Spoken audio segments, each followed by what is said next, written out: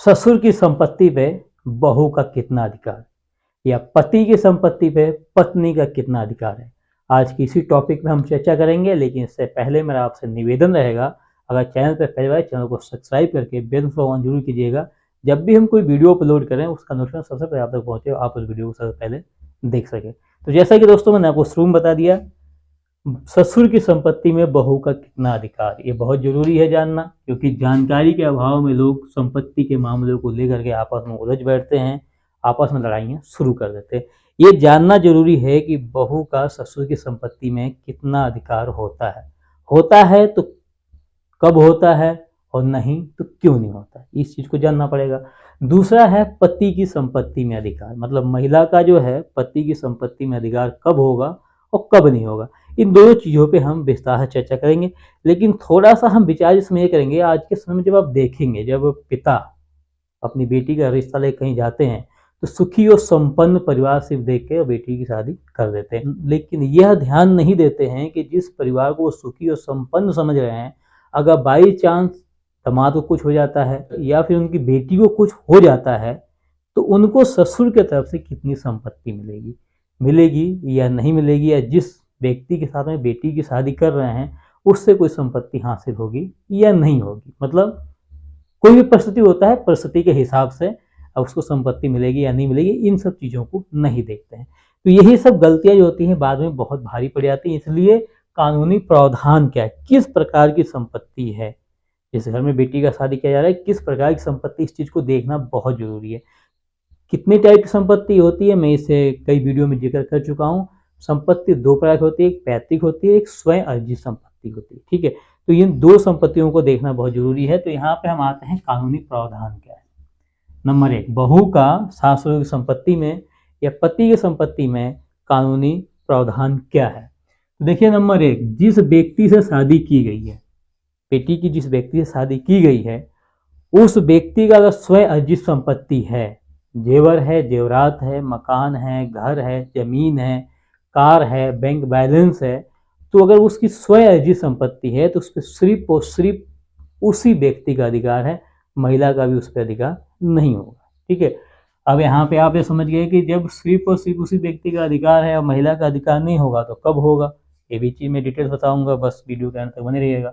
दूसरा आता है सास ससुर की संपत्ति पर बहू का कितना अधिकार। बहुत ही महत्वपूर्ण टॉपिक है कि सास ससुर की संपत्ति पे बहू का कितना अधिकार। तो एक चीज हम आपको बता रहे हैं, सास ससुर की संपत्ति पे बहू का कोई भी अधिकार नहीं होता है, लेकिन कुछ अधिकार हैं, वो भी मैं आपको बताऊंगा। अगर सास की मृत्यु होती है, सास के नाम पे कोई भी प्रॉपर्टी है, तो जाहिर सी बात है वो बेटे के नाम पे जाएगा। ठीक है, बहू के नाम पे नहीं आने वाला है। या फिर अगर ससुर की मृत्यु हो जाती है तब भी ये इनकी संपत्ति के नाम पे जो बेटे के नाम पे आएगा, बहू के नाम पे नहीं आने वाला है। ठीक है, तो अगर सास ससुर की मृत्यु हो जाती है, उनके नाम पे जो भी संपत्ति है तो वो इनके बेटों के नाम पे आएगा। देखना ये होगा कि अपने जीवित रहते किसी को वसीयत तो नहीं किए हैं, अगर वसीयत कर दिया है तो फिर वसीयत के हिसाब से इसका बंटवारा होगा। तो यहाँ तक आप समझ चुके होंगे कि सास ससुर की संपत्ति में बहू का कोई भी अधिकार नहीं होता है। अब कब होता है, अब ये चीज देखना है कब होता है। मान लीजिए सास ससुर की मृत्यु से पहले पति की मृत्यु हो जाती है। ठीक है, अब इस परिस्थिति में जो बहू है वो विधवा बहू बन गई। अब इनका क्या है, सास ससुर की संपत्ति में क्या अधिकार मिलेगा, जो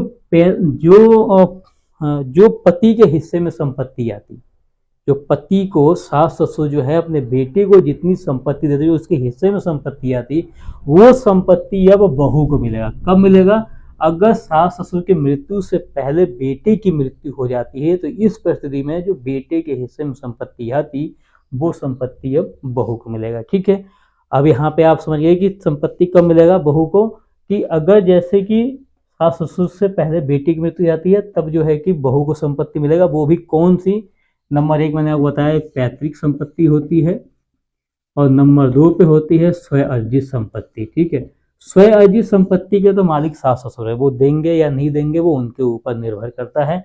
लेकिन जो पैतृक संपत्ति में से जितना हिस्सा होता पति का, उतना हिस्सा विधवा बहू को मिलेगा।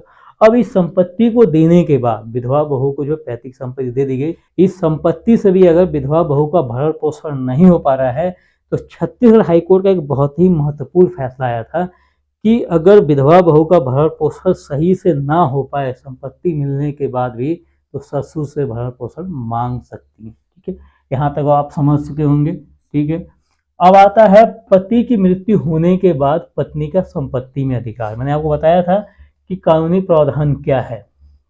देखिए, अगर ऐसे सास ससुर की मृत्यु हो गई, सास ससुर की मृत्यु के बाद में इनकी संपत्ति बेटे को चला गया। ठीक है, अब यहाँ पे बेटे की भी मृत्यु हो जाती है, तो इस परिस्थिति में सास ससुर की मृत्यु हुई तो इनकी संपत्ति कहाँ गई, बेटों हो गई। अब जब बेटे की भी मृत्यु हो गई तो अब इसकी टोटल संपत्ति जो नाम पे है अब बहू के नाम में होगा। ठीक है, यानी बहू का अधिकार कब होगा, लास्ट में होगा। सास ससुर की भी मृत्यु हो गई, पति की भी मृत्यु हो गई, तो जो संपत्ति सास ससुर से पति को मिला था वो अब संपत्ति कहाँ जाएगा, अब वो बहू के हिस्से में चला जाएगा। ठीक है, तो इस हिसाब से अगर आप देखेंगे तो डायरेक्ट कहीं से कहीं तक बहू का सास ससुर की संपत्ति में या फिर पति के संपत्ति में अधिकार बिल्कुल भी नहीं है। कब है, किस परिस्थिति में है, वो सभी चीज़ें मैंने आपको डिटेल से समझाने का प्रयास किया। उम्मीद करता हूँ वीडियो ये जानकारी आपको काफ़ी अच्छी लगेगी।